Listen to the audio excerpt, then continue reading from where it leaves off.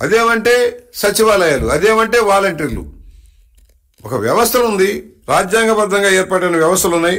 ఆ వ్యవస్థల్ని సరిగా నడవడానికి అవకాశం లేకుండా చేస్తా ఉన్నాడు ఈ ముఖ్యమంత్రి.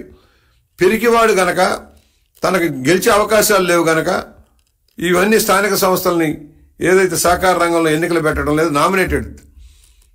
ఇవాళ తిరుపతి చూసాం, ఆఖరికి తిరుపతి దేవస్థానంలో దారిన పోయే దానయ్యనల్లా దోపిడీదారులందరూ తెచ్చి మెంబర్లుగా వేసావు. ఇవాళ టికెట్లు అమ్ముకునే దౌర్భాగ్య స్థితి తెచ్చారు తిరుపతిలో. కనీసం అన్నదానం చేయటానికి కూడా అవకాశం లేక, భోజనాలు బాగాలేక బయటకు వెళ్ళిపోతూ ఉన్నారు జనం. అక్కడ బ్రహ్మాండమైన స్కీమ్, అన్న రామారావు గారు పెట్టిన అన్నదాన స్కీమ్ను కూడా నిర్వీర్యం చేసిన దౌర్భాగ్యుడు ఈ ముఖ్యమంత్రి. అన్ని రంగాలని సర్వనాశనం పెట్టి భ్రష్టు పట్టించిన ఈ ముఖ్యమంత్రి గారిని ప్రశ్నించక తప్పదు. మేము అడుగుతున్నాం, ఎందుకు భయపడిపోతున్నాం? ఎన్నికలంటే 151 మంది ఎమ్మెల్యేలుండి దాదాపుగా 30 మంది దాకా ఎంపీలు నీ చేతిలో ఉంటే ఎన్నికలు పెట్టడానికి ఎందుకు భయపడిపోతున్నావు? పంచాయతీలు, జిల్లా పరిషత్తులు అన్నీ నీ చేతుల్లో ఉన్నాయి, ఎందుకని ఎన్నికలు పెట్టడంలా? అంటే నీకు అనుకూలం ఉన్న చోట ఎన్నికలు పెడతావు. మా దగ్గర ఒక జడ్పీటీసీ అమ్మాయి గెలిచింది, ఆమె సర్పంచ్గా గెలిచింది కడియం లంకలో. అమ్మాయి సర్పంచ్గా ఉంచుకొని జడ్పీటీసీకి రాజీనామా చేసింది. 3 ఏళ్ళు పెట్టి ఎందుకు ఎన్నికలు పెట్టలేదు దానికి? అమ్మాయి మరణించింది పంచాయతీ, మొన్న అన్నీ పెట్టారు. మా మండలంలో ఆ జడ్పీటీసీకి కానీ ఆ సర్పంచ్ కానీ ఎందుకు ఎన్నికలు పెట్టలేదంటే భయం. బుచ్చిదోరు పట్టుకుపోతాడు, జనసేన పట్టుకుపోతుంది, మనకెందుకనే భయం. అంటే అవకాశం లేని చోట ఎగవేయటానికి ఏదో ఒక దారి.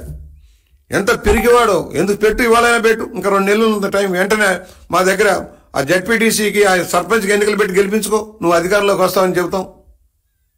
ఇలాంటి పిచ్చి తరపు ఆలోచనలతోటి అనేక కుంభకోణాలు. ఇవాళ సహకార రంగంలో కుంభకోణాలు. రైతులు డిపాజిట్లు సోహా చేశారు, 100 కోట్లలో బోనస్ రుణాలు ఇచ్చారు, రికవరీ లేదు, ఉరితాడేశారు, సహకార రంగానికి ఉరితాడేశాడు.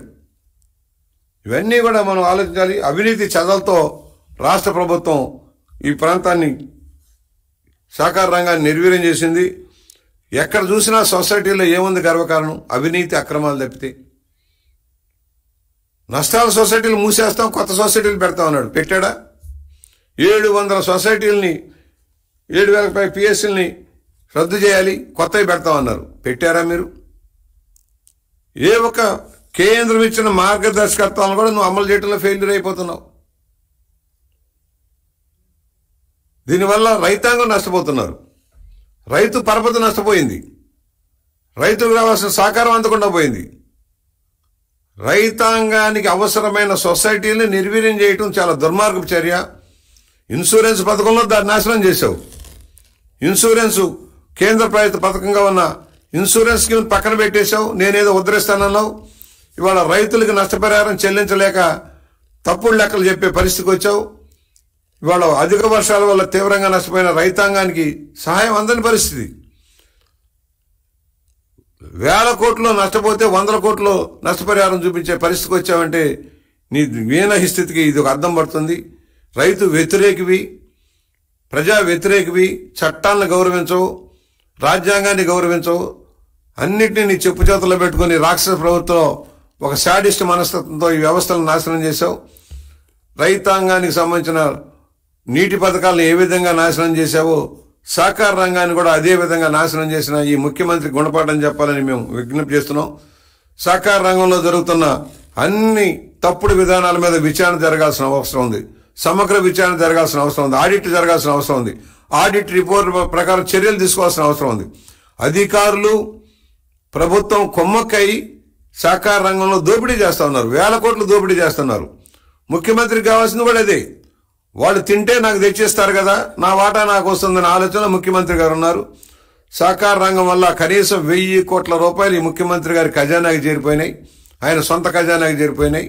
దీనివల్ల రైతాంగం నష్టపోయారని తెలియజేస్తూ సహకార రంగాన్ని పటిష్టం చేసుకోవాల్సిన అవసరం ఉంది. సహకార రంగమే ప్రజల స్ఫూర్తి.